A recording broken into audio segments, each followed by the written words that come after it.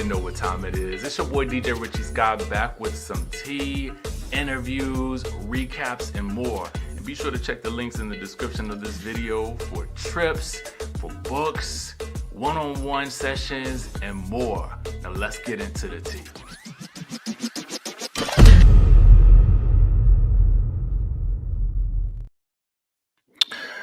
Good morning, y'all. Listen, we got to get into the Real Housewives of Potomac recap. But before we dive into that, we got to discuss Latisha and Marsau. They went live last night. And I don't really think that we've really seen them go live like that about the show. I mean, maybe we have, but it's probably been quite some time.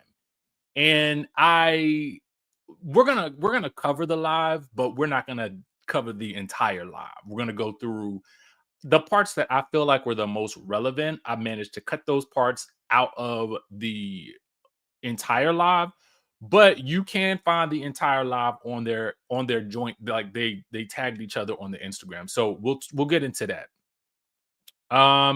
Yes. See, this is Victoria. This is really what I'm here to do. I am here to be a vessel of entertainment and distraction from your workday. That is literally what I intend to do. That's it. You hit the nail on the head. I promise you, as long as I did that, my mission has been accomplished for the day, y'all. Okay. Also, I got to do my own due diligence, y'all. We have our Cape Town trip coming up. Okay. Now, again, I talked about this yesterday. It's April the 10th through the 17th. This is for people who are interested and have never been to Africa. We've got a lot of great highlights in store. Obviously, you guys can see Table Mountain there in the backdrop. We're going to be doing food, and the food is amazing. Exploring the winelands. Here is Table Mountain again. We're going to be going to Robben Island. If you don't know what Robben Island is, we'll learn a lot more about Nelson Mandela there. We're going to be doing the V&A waterfront, which is probably one of my favorite places to go. We're going to be going to Cape Point, which is actually, no, that is my favorite part of the trip. Oh, no. The townships. We're going to be also visiting some of the townships, and we're going to be looking at a lot of real estate as well. So we've got the entire schedule here, so you guys can see everything that we're going to be doing on each and every day. We're going to be doing some partying, some real estate tours, learning about how to invest in real estate there. And of course, we're going to be doing wine tasting, safaris, and that sort of thing. So you've got a full 7-day itinerary here. All right. So let's go ahead and dive into the tea that has to do with the Scotts. What's going on with the Scotts? What is going on with the Scotts? Well, we're here to talk about it, okay? Just let me go ahead and do some things in the background. I see you. Good morning. Good morning. Yes, baby. Get that study on, okay? Get that study on. Happy Monday. Happy Monday. Hey. I see y'all. All right, so let's talk about what's going on with the Scotts. What is happening and why are they calling out lazy producers? We're going to get into it. Now, again, took this from their live from last night. The caption of the live reads this: shout out to the hardest working production team on the planet. No way they would let social media posts produce Love and Marriage Huntsville. So let's get into what they had to say. Get into it a little bit. I got a chance to watch last night's scene, and I wanted to know how y'all liking it. I mean, are y'all entertained? Is this the kind of entertainment you guys are looking for? And right off the bat, I'm gonna tell you, for me, no. No, not me. Now, I'm sure that there are quite a number of people that are, but for me, there was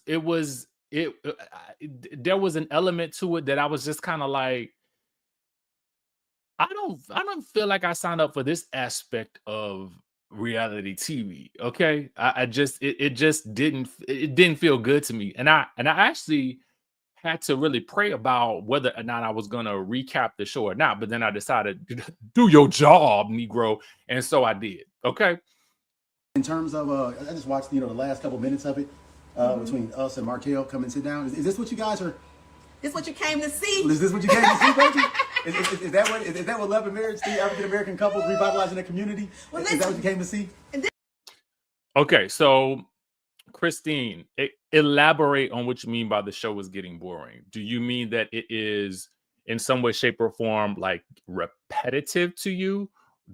How can you describe further what you mean? Because I want to know, I want to understand. Oh yes, we got a lot of tea in this video. Okay. I don't cover that in the part that I did manage to screen grab, but he does let us know that Marquez wants to be a part of the cast, which we could probably figure out from his behavior on the show. Not really his behavior, but just his inclusion on the show. I mean, why would he not want to be a part of it? I'm sure, he had moved to Atlanta for some reason. I don't know what it was, but I'm sure it was to pursue some level of something in the entertainment industry, but he's never said that, but that's what I could reasonably assume. Okay. All right.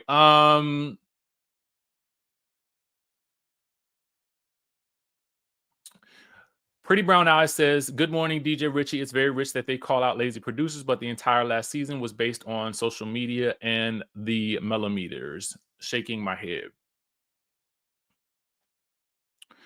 I tell you what I think the differentiation is. I think that, first of all, I think that everybody has a fan base, right? And I don't think that there's anything wrong with that. You know what I'm saying? I call y'all the Sky Squad. I mean, everybody has their, their thing, their fun community thing, right? I do think that what they are probably referring to with social media was maybe some of the things that were occurring with certain individuals who may be supporting one person or another and then lumping them into one group. I think that was happening because we have the whole situation that happened with Stormy. That is obviously, that was somebody, now I don't know the situation, but that was obviously somebody that first either felt a certain type of way about Stormy in general or felt a certain type of way because of Stormy's interactions with somebody on the show, right? And what I don't want to do is, for me, I don't want to lump in one person's actions with an entire community's, because that would not be fair. But I think that's the sort of thing that they're talking about when they talk about social media on the show. And this is the nuanced conversation as we'll dive into, right? So we can really talk, we can really have a conversation about it. Sorry, y'all, my little light is doing what it wants to do today. Key stay playing. The amount of times they call the viewers dumb or stupid was killing me. They must have forgotten. You know what? I can't read the rest of that comment. There were a lot of times that I did feel like, Marsau called, certain viewers, dumb or stupid. I think that's probably, I think that Marsau has a way of communicating that he finds funny for him. And it doesn't resonate all the time with the viewers. And I think I think there's a message that he's trying to deliver, but sometimes the message gets lost in the sauce that is Marsau. Sorry, if I said Maurice earlier, I meant Marsau. So I think that what you see there is he is responding with a level of sarcasm that doesn't really jive with the majority of the audience that may be watching, right? So it's not something that I would ever advise anybody to do, right? I would never say to call your audience or anybody who is viewing your show stupid, because that's how you make your money, by people who are watching. Regardless of what type of entertainment a person likes, I probably would never say that, right? Because I would never want to insult anybody that's viewing my channel. Whether you agree with me or not, that's not really why we're here. We're here, A, because we want to be entertained. We're here, two, because you may or may not really like everything that I say, but something about whatever it is that I'm saying resonates with you on some level, right? So I could never, that's not something I would ever advise anybody to do. Toya, thank you for the super chat. Says last season the Millimeters were the 5th member.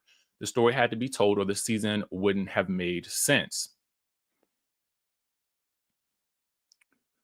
And so I think that there's that, and this is why I say this is such a nuanced conversation, because it calls into question a lot of elements about the show and about reality TV in general. And I will talk to you guys about that when we get further into this.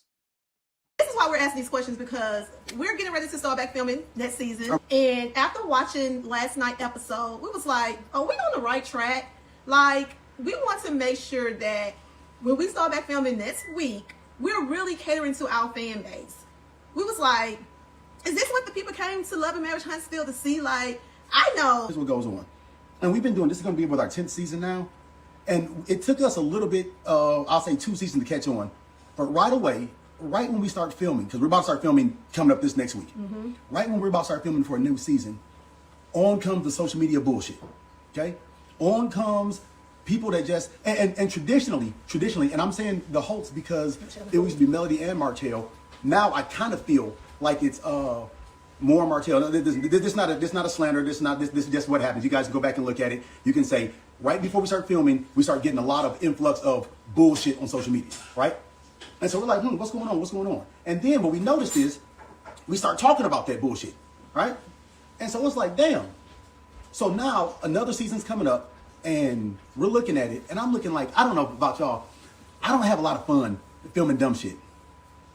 I don't have a lot of fun filming dumb shit because there's not a lot of win for it. There's not a lot of win for it. Here's the thing. Okay, so I'm gonna pause it right there. Y'all know this is a pet peeve of mine, right? Okay. And this happens a lot with not Love and Marriage, but Love and Hip Hop. All right. And we talk about this all the time, especially with Sierra Gates. Sierra Money Monster Gates, you know, I love you, boo. I do. I love you. I go up for you. I don't know why I do. I just find Sierra fascinating. But you know what I don't find fascinating is that right before every season starts of Love and Hip Hop, I find it unfascinating that she is beefing with her family on social media, or she has some type of thing happening on social media right before the season is about to either film or is about to start airing. Something goes completely bonkers in her life such that we already are primed that this will be her story for the season. Okay? That's really what, I mean, we see it. We really, really, really see it. So I feel like, oh, thank you so much. I feel like, exactly. That was another example, right? You know, and granted, I don't want nothing bad to happen to Sierra. I don't want nothing bad to happen to none of these people, because let me tell y'all why. My philosophy about what I do on this channel is this. I go up for the shows because the shows have brought me to y'all, okay? And so for that, I'm grateful for that, right? But in addition to that, right, that's how a lot of all of this is able to work for all of our advantage. We have something to talk about, right? So as long as you're giving me something to talk about, I'm okay with it, except when I notice the pattern, okay? The pattern be for Sierra. I hate to use her as the example, the sacrificial lamb, but I got to go ahead and say it. Logan, you hit the nail on the head right here. I just feel like, you know, it is a lot of times predictable when something like that occurs.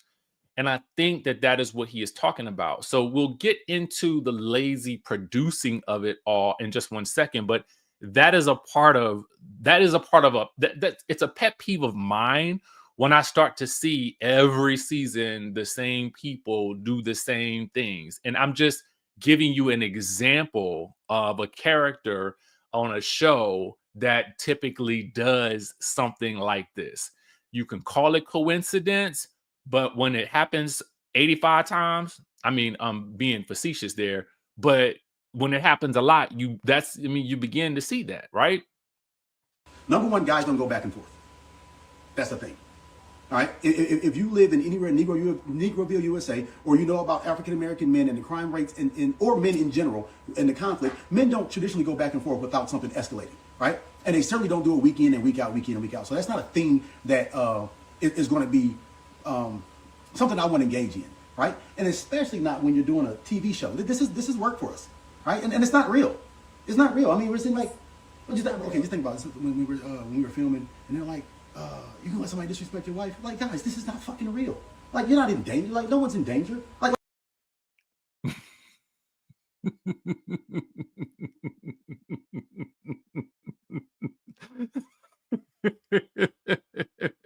is it a coincidence?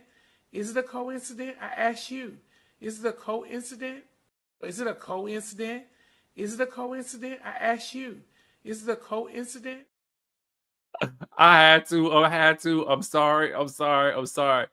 So Marsau is basically saying right here, in real life, if two guys are going at it, 9 times out of 10, as I always tell y'all, when y'all see the heat and the energy starting to go up, it's about to go down. So that's why you end up typically seeing in real life, men a lot of times it's gonna end up going the physical route, right?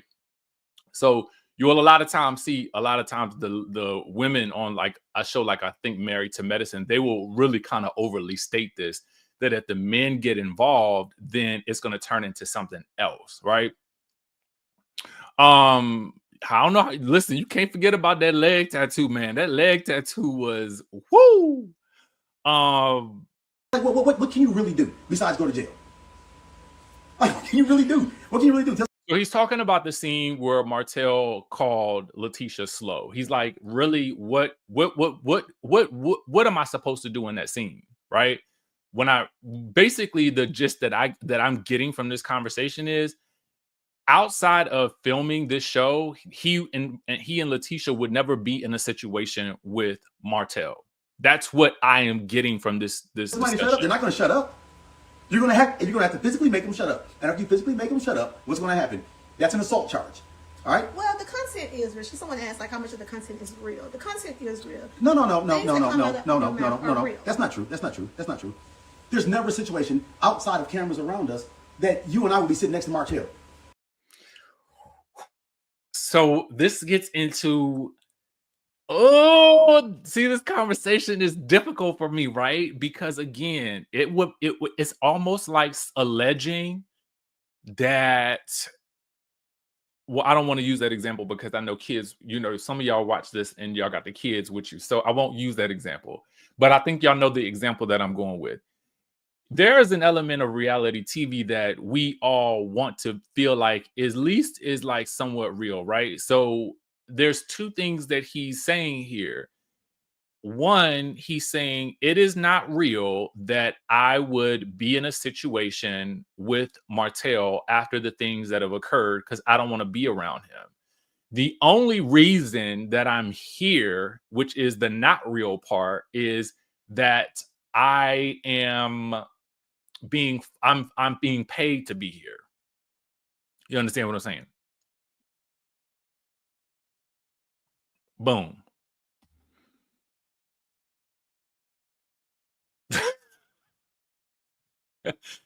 They break the 4th wall so bad they aren't about to have a wall to break.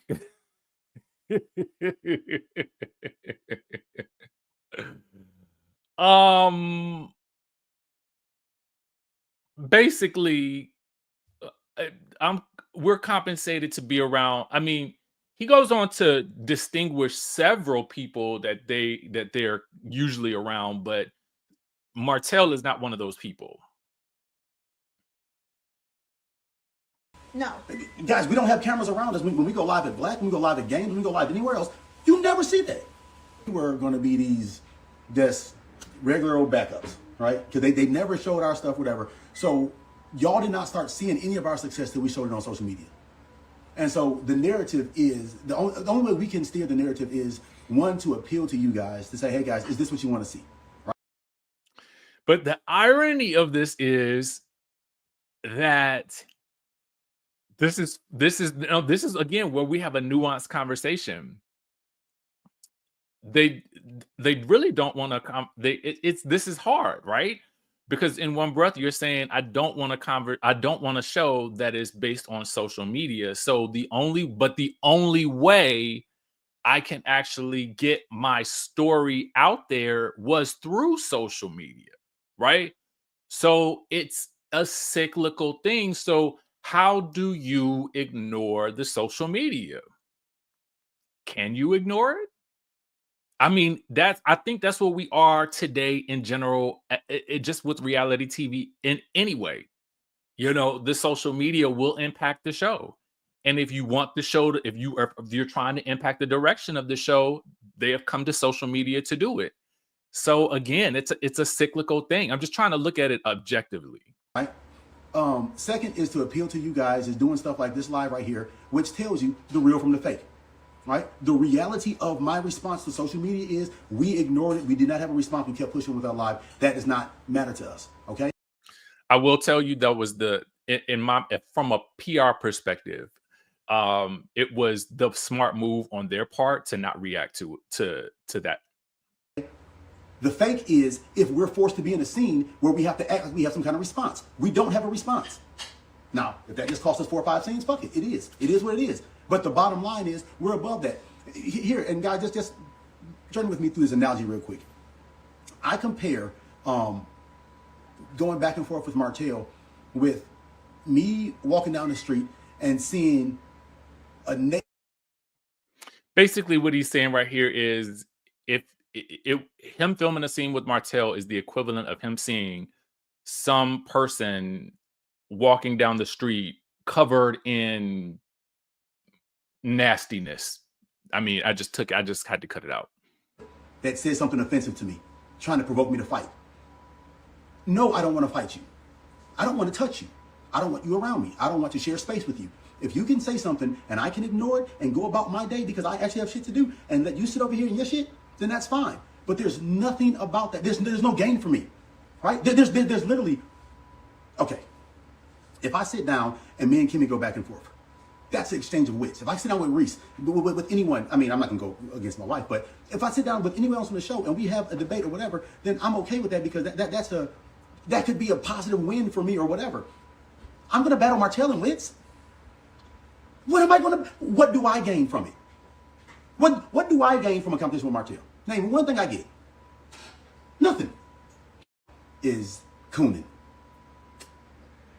He's saying the most outrageous stuff, doing the most outrageous things, trying to get attention. What he's really trying to do is get Ariane on the show.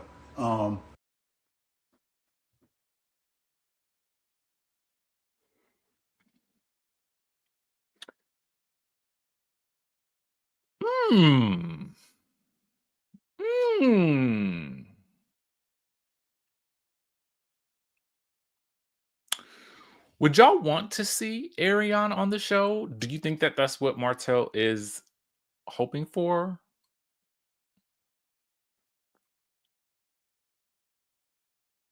And making it seem like she said stuff like, I don't watch the show, but y'all been talking about me for the last couple of years. The truth is no one's even talked about her, Martell cheating, or none of that shit for the last long period of time. No one's been talking about that for years. Mm-hmm. That has been talked about. The truth is, and I hate to say this, but this is the truth. I don't think outside of conflict that no one talks about him at all. Right. If he didn't say anything outlandish and make claims that he insinuate like he messed around with Trish, I mean, he's not talking about wine, not talking about suits. And so right now, his goal to get a Now, I will say they talk about how long the conversations surrounding Martell and Trish went on this season. And I would say that a lot of that was Trish's fault. Okay. had Latricia just simply come out and said the exact thing that happened in the beginning, instead, what she did was she peeled back layers upon layers upon layers upon layers. Even now, we are just still getting to the bottom of the situation. The situation could have been cleared up a long time ago.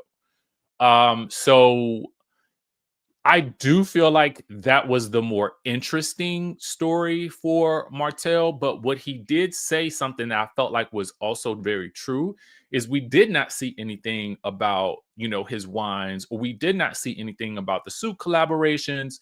But we also don't know what was filmed and what was not edited into the show. Okay, is to hitch himself to a conflict with me. I'll take a different kind of conflict. I don't want this conflict. I don't want the nonsense. I'm not saying production is doing anything different, but I'm saying is that production is a great people.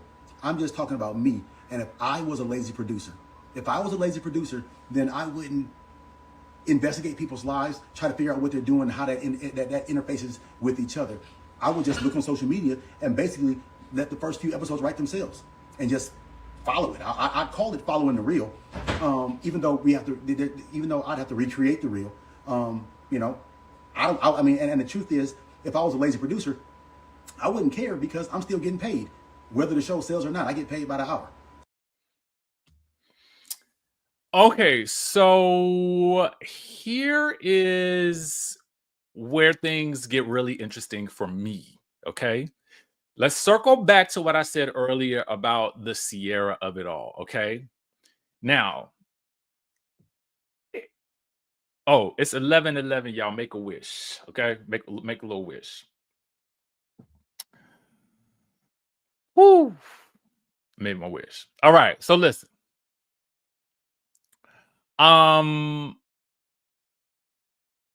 Here is... Oh, you're right. Martell did have an open house. Okay. That's right. I didn't see the bottle of wine there, but product placement. Okay. He did have that during the season. All right. So look, let's talk about the lazy producing of it all. So for me, this is fascinating because what I think they are listen, I can't be for certain. I would encourage you, if you're interested in this, to watch the entire live. There was a portion in there where Marsau definitely delivered a word, okay? A word about believing in yourself, but that's a different topic. Staying on topic though, is the idea that it's lazy to produce what happens on social media. I think it's difficult to produce around it at times, right? So because the interview that Martell did with Ariane, it kind of, there was a lot of response to it in terms of people talking about it and whether or not the Scots should react at all, which I didn't think that they should. It's almost kind of like, well, how do we ignore the fact that this was done, right? Even if that is the strategy, right? Even if, I'll put the alleged badge up here just for the sake of, but even if that was allegedly Martell's strategy was to get this onto the show, that doesn't mean that they're going to show Ariane on the show. They may just reference the interview, right? So what he's saying is this: a lazy producer would simply take that interview and then use that to then have the cast spark conversations with them about it, which they don't feel like doing because their real response in real life was to simply ignore it and move on. So if you see them having to hash that out again, what you will now see is a fake response because they've already in real time dealt with it in the way that they chose to. But again, with the reality TV of it all, it's a tricky situation because it's kind of like it feeds the show. Social media feeds the show, and the show feeds social media. So because of that interesting relationship, it's like, do you ignore this or not? I really think that it is up to the cast member to ignore it or not. So if someone says to you, well, yo, did you Martell's post on social media? Then the only thing that you give is you can give it nothing. That's it. I mean, I saw it. It meant nothing to me. And I moved on with my day. How are you? I mean, that's really the only way you can really go about doing it. But I think what they're really trying to say is here, they would appreciate the production team doing something different. And they are being on, they're taking they're on offense with this by coming to social media and asking us what we want. In truth, I do want something a little different. Last night's episode, I asked you guys, I asked, what was really the point of the conversation between Marsau and Martell if they were not coming there to resolve it? If you're not coming to resolve it, and I know that y'all don't like each other, then I don't really feel like we need to see a conversation with y'all. Besides the initial blow up, and then him trying to, if he wasn't coming to the brunch to apologize, okay, let it go. These two people, these three people don't need to interact together anymore. And that's it. Keep it pushing. So that's what I would do if I was a lazy producer. Thank God we don't have lazy producers, and hopefully there's no signs of lazy production coming around. Yeah. So y'all can stay off these narratives that y'all putting on social media thinking that it's going to make the show. No, it's not. We're not falling for it. Okay, I think it's just some of the same questions. There's never going to be a fight. There's never going to be a fight. There's never going to be a fight. All you're going to see is Martell cooning, saying whatever he wants to say and trying to get reactions out of people. People following it, people running there. And then you're going to see the promise, oh, he got receipts, he got this, he got this, he got this. It's never going to be anything. I'm telling you right now. So tune in, because at the end of the day, when the Saints go marching in, they call my number. I'm going to be right up there, standing right there, sitting down right next to him. I ain't going to be cooning. I'm going to let him coon. So basically what they're saying is, if that does happen, if this is the case next season, and this does get brought up, they're going to let him do what they need, what they want him, what he wants to do. And then he's just going to show up and he's going to collect his check, essentially.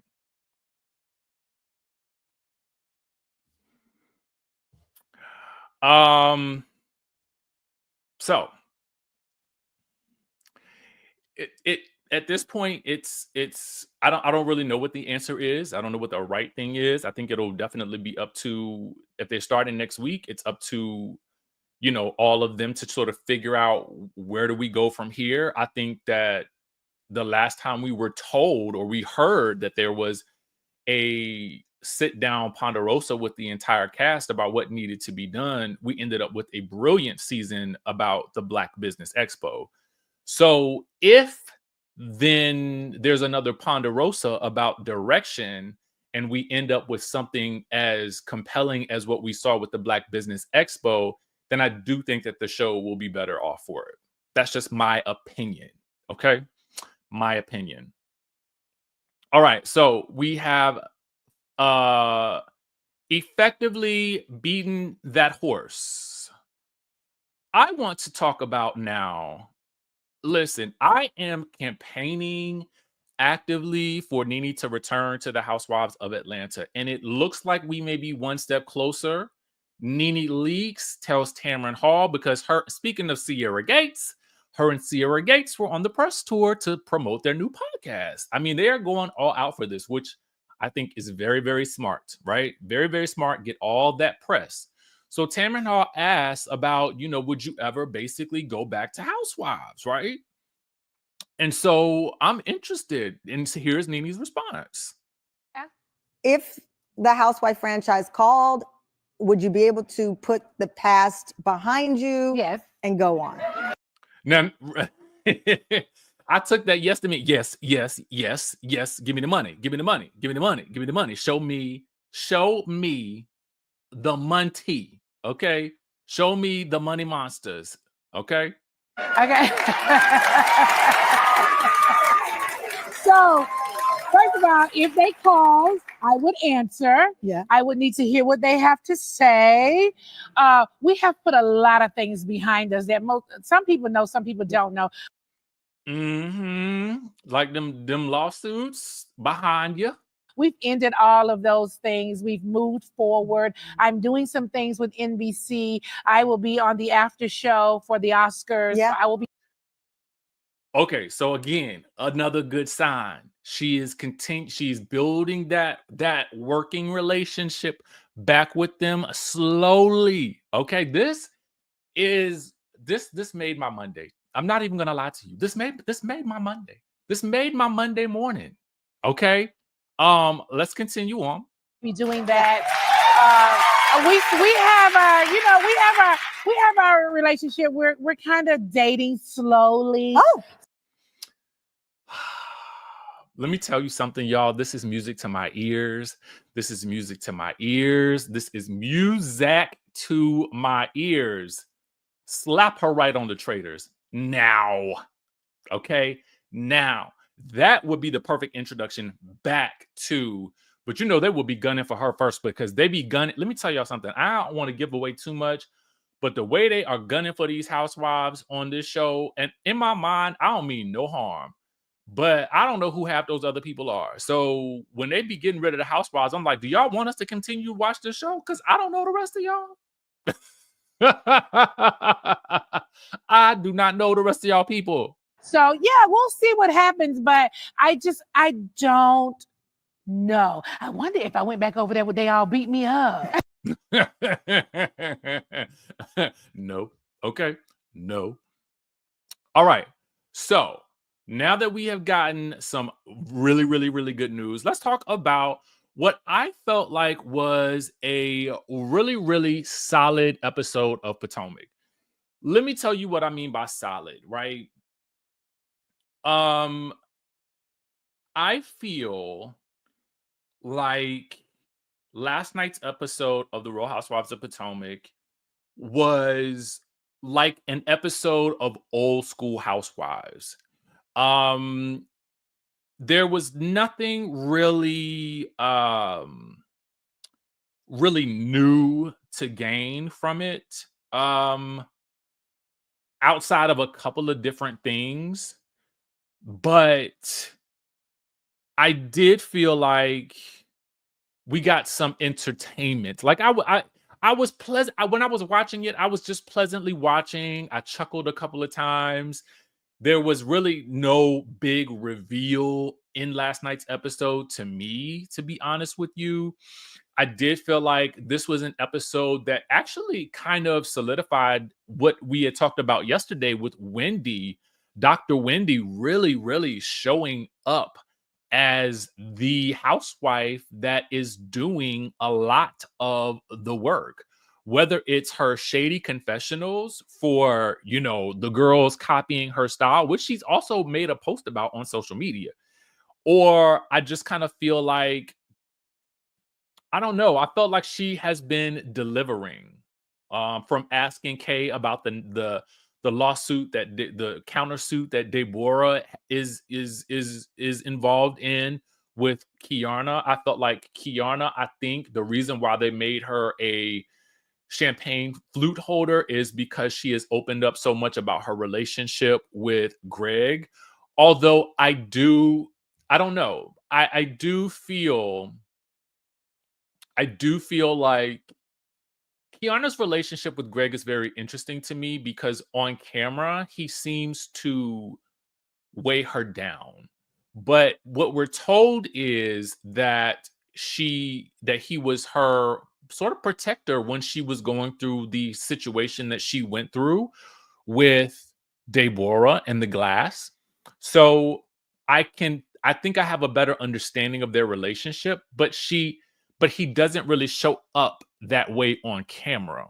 So if I had to rate this episode on a scale of 1 to 10, I would give it a solid, I would give it an 8. Because I do feel like, again, they went back to old school Housewives days where it wasn't really reliant on drama so much as it was just reliant on a group of girlfriends going out. That's what it felt like to me. It felt like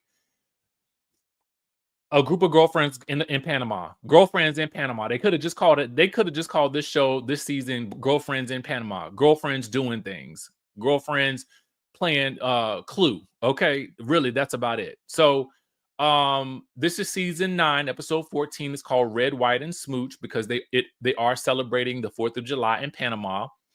It says Stacey comes to the girls with her, comes to grips with her divorce. The ladies take a yacht cruise. Kiana opens up about a recent botched trip with Greg. A seductive moment between two of the women stirs feelings of jealousy within the group. Okay, so let's talk about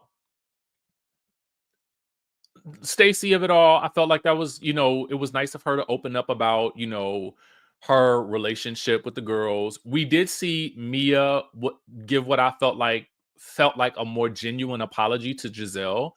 I think she knew to do that on camera because even though she had done it off camera, if you disrespect somebody publicly, then typically they're going to want a public response. Okay? They're going to want you to clear it up in public. So I also think that in any other circumstance that Giselle would not have forgiven her so easily. I don't think that she has. I think that Giselle honestly understands now more than ever that she can't be the reason or at the center of drama that extends up like episodes upon episodes upon episodes upon episodes. Like I definitely think that they talked to the group beforehand, and I feel like everybody understands what they're supposed to be doing and what they're not supposed to be doing. I really do. The girls do go on a yacht cruise. They end up asking, Kiana a lot more about her relationship. She opens up that Greg took her to Paris after the incident with Deborah happened, so she could sort of grieve and why not grieve in a place that's fabulous, okay, and just kind of recover from that, which I thought was actually pretty great. I did like seeing Ashley have some genuine remorse for her connection with Deborah. It's very interesting to me that she has seemingly just cut ties with Deborah altogether and is really committed to just making sure that Kiana knows that her priority lies with getting to know Kiana. Basically, I felt like what Ashley is saying is, I'm here to do my job, and my job is going to be much more important than my friend who has now gotten into a physical altercation and popped somebody upside the head with a glass. Okay. Whether you respect that or not, I really don't know, but I respect the check, so I don't know. Let me know what you guys think. There is more conversation about Mia and Jacqueline and whatever they used to do back in the day. This is another horse that I feel like we have beaten with a pogo stick. I don't understand the fascination with it. I feel like they repeatedly ask about it. And maybe because there's really nothing else to talk about, I don't know. But what I do know is I'm really tired of seeing something rehashed and asking for specifics about a situation that, to be quite honest with you, I don't care about. Whatever they did or didn't do when they were in college or when it was after they graduated high school, I don't care. I really don't. Like I in general, when these people get online and when they get on the show and they're talking about their intimate lives, these aren't things that I actually really care about. I don't care.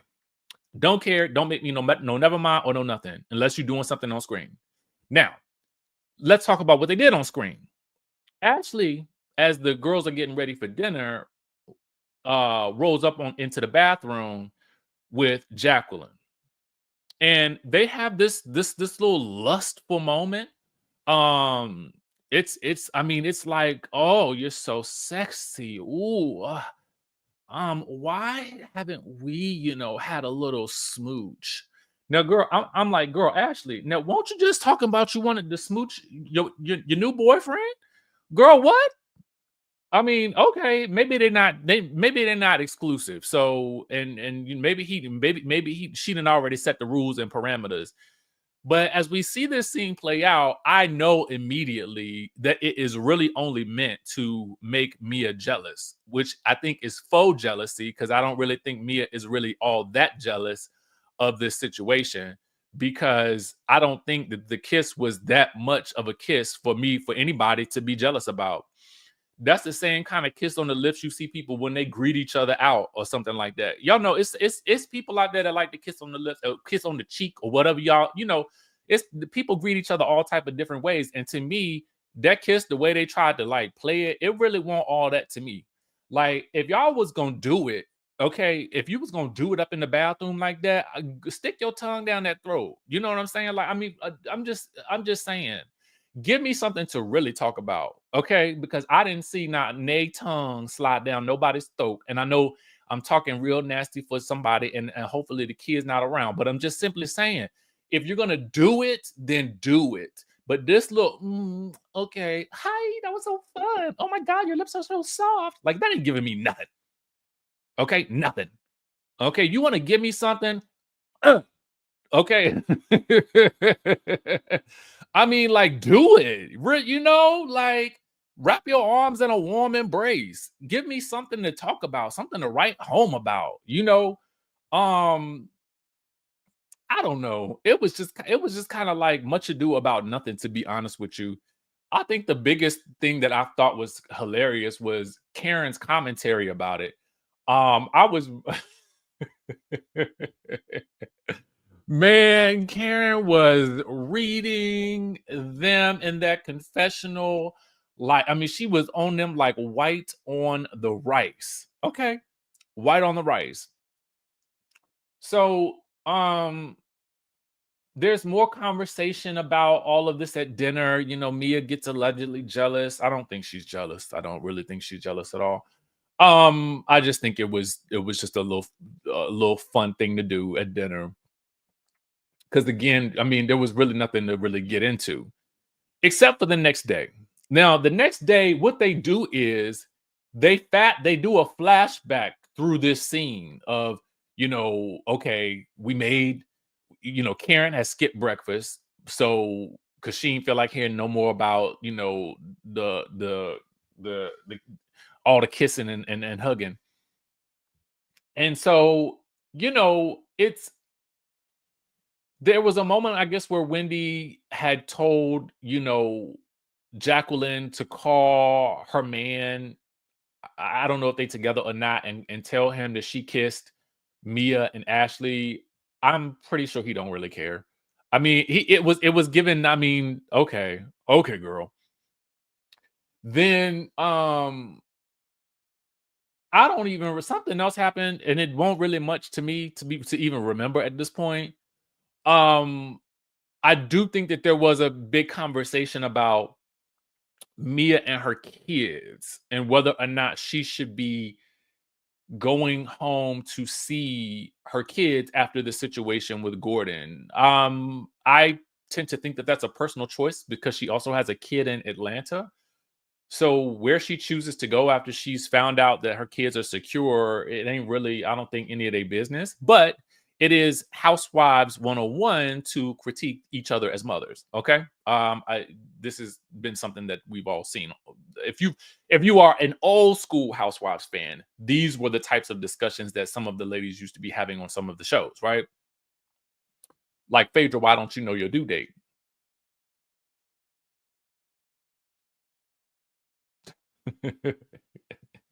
What Nene say? That is so stupid.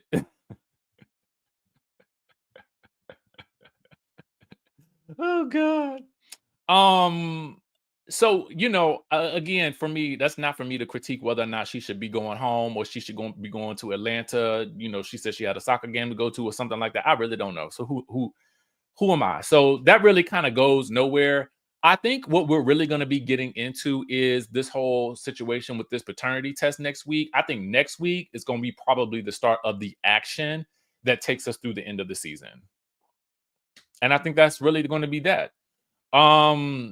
let me know what you guys think about the episodes. If you guys enjoyed this week's episode of Potomac. After watching Huntsville, to me, the episode of Potomac felt light and airy, and it was exactly what I needed. But everybody is different. Everybody has different metrics by which they measure their entertainment factor. So for some people, they may have enjoyed the episode of Love and Marriage Huntsville. I gave it a 10 out of 10 because it had all of the pieces of the puzzle that make for a great episode. But was it really what I felt like I wanted to see at certain points, because it did feel repetitive? That, I think, to me, was where it really kind of lost me. And I think it must have lost a lot of other people too, because I think that was the reason why Latisha and Marsau went live. But that's just me. I don't know. So anyway, let me know what you guys think. Let me know what you guys want to see more of on these shows. I'm interested in hearing, because, I just want something different every season. That's it. Give me something different every season and I'm happy. But outside of that, with that being said, make sure you guys tap into all of the links in the description. If you are into travel, all of that stuff, let me know. Text RICHLIFE to 202-918-3386 if you want to know more about that newsletter coming soon. And with that being said, I will catch you in the next video. Now that you've watched today's video, let's get into this group trip to Cape Town, South Africa. Yes, y'all, Skye Squad, we are hitting South Africa, and we are hitting it hard. April 10th through the 17th of 2025. You can click the link in the description of this video to get more information and to reserve your spot. Now, we're going to keep this intimate because we have a lot to do. We are going to be looking at real estate. We're going to be learning about retirement and permanent visas, dual citizenship, buying and purchasing land. We are going to be looking at it all because we want options in South Africa, baby. And listen, Cape Town is one of my favorite cities. So of course, we're going to be doing some of my favorite things. We are going to be hitting the wineries. We are going on a safari. We're going to Table Mountain. We're going to some of my favorite restaurants. Let me tell you, one of them is Gold Star, baby. If you know, you know. We're going to be meeting with some expats who have relocated from the United States to Cape Town as well. This is going to be a luxury experience, okay?